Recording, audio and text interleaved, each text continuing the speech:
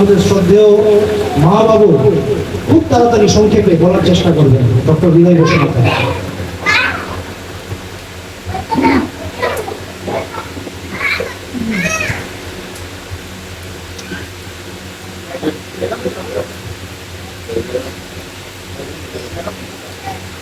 যাদের ইচ্ছা কত এসে তুলতে পারে, আমাদের কাছে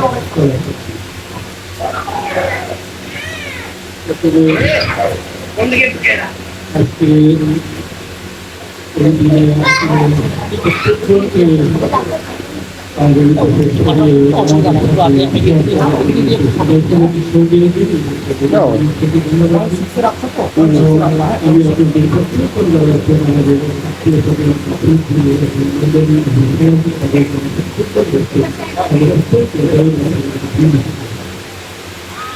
অনেক কথা বলা হয়ে গেছে। আমার মনে হচ্ছে বেশি অনেকটা সময়ই চলে গেছে। এখন আমি সুন্দর আগ্রহ করবো, তারপরে দরকার নেই। আমি বিশেষ কিছু বলছিলাম, সব ব্যবহার হয়ে গেছে। আমার অনেকটাই কভার করে দিয়েছেন এবং বিশেষ ব্যাপারে আজকে বলে আমি শেষ করে দিয়েছি। কারণ আমরা যদি স্মরণ সভা করছি এবং তারই স্মরণটা হচ্ছে সব থেকে বড় এবং বাকি সব থেকে হতে থাকবে সেই থাকবে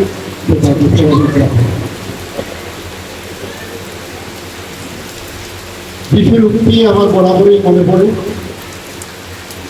নতুন তিনি বা মাঠ করাতে পাওয়া যায়। তিনি বলেছেন বাংলা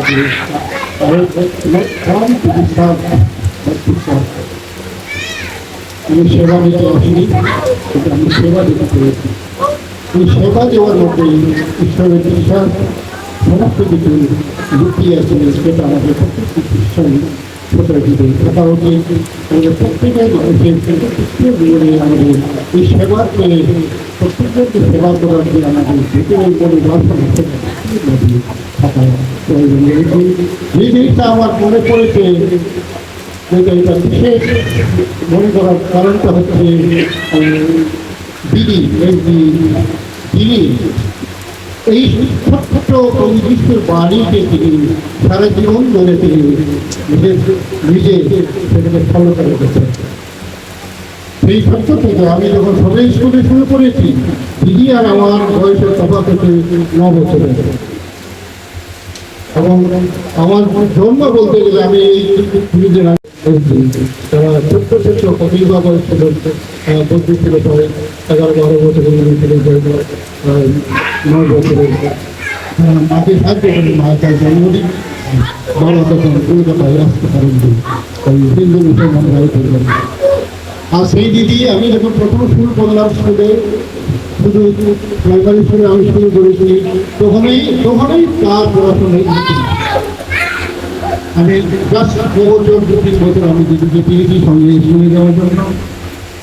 কিন্তু তার পরবর্তীকালেও আমি সারা জীবন এই দিদির সেবাটাই আমি পেয়েছি এই কিছুদিন আগে পর্যন্ত।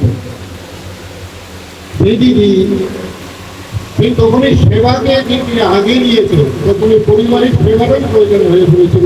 তিনি সমস্ত করে দিয়ে মাকে সাহায্য করেছেন।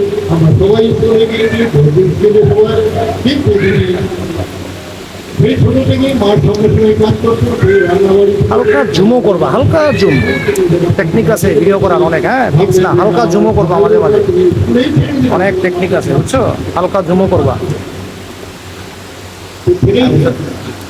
ছেড়ে দিয়ে সেই বাড়ির সেবা করতে চাই। তুমি পরবর্তীকালে তিনি শুধু বাড়ির সেবা নয়, তুমি প্রত্যেক জনের তাকেই সঙ্গে তিনি পেয়েছেন, প্রত্যেক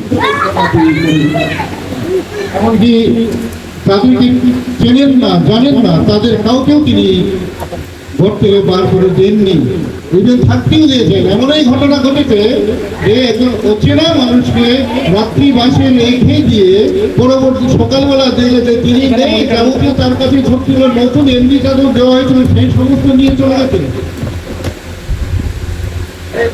সেই অতিথি। তারপরেও কিন্তু সারা জীবন ধরে তিনি প্রত্যেককে নিজের ঘরেই জায়গা দিয়েছেন। এই এসছে তাকেই হয় নিজের ঘরে জায়গা দিয়েছেন, নয় তিনি পাশে একটা বাড়ি বানিয়ে রেখে দিয়েছেন। অনেক ছেলে মেয়ে দিদির কাছে মানুষ হয়েছে, দিদির কাছে বড় হয়েছে, তারা দিদির ছেলে বড় ছেলেও হয়েছে। এই যে জীবনটা এবং পরবর্তীকালে নিজের সংসার তিনি নিজে গড়তে হয়েছে তাকে অসময়ে বিয়ে করে তাকে এই অঞ্চলে আত্মীয় জঙ্গলের মধ্যে থেকে যে পরিবারকে সেবা করে গেছে, পরিপার্শ্বতাকে সেবা করেছে। তবে আস্তে আস্তে এই পর্যায়ে তিনি আস্তে আস্তে দরজা এলো, একজন আমরা চলে এসেছি এখানে। ওটা এখন খুবই আমাদের আপন সঙ্গে রয়েছি। এটা দাদা বললেন যে বাবারও একটা ইচ্ছে ছিল, যেটা সে মোটামুটি ঠিক মতাই এসছে। আমরা তাদেরকে পেয়েছি সেই জায়গাটা কমপ্লিটলি ওই রাস্তার পর থেকে এখান থেকে আমাদের আছে। এবং এই যে সেবাটা তিনি করে গেছে, আর এই সেবাগুলোই তুমি যে বলছেন যে তুমি যাতে যাতে পারো খেয়ে যাও, আমি যতদিন আমি যখন মারা তিনি যে সমস্ত কিছু সেটা কারণ আর কি সেই স্মৃতি বরাবরই থাকবে। এবং দিদির এই আতিথেয়তা এবং সেবার যে সেবার যে মানসিকতা, এই মানসিকতা শেষ যাতে আমি সবাইকে প্রকাশ করছি। এবং আমি নিজেও গ্রহণ করি এবং ভালো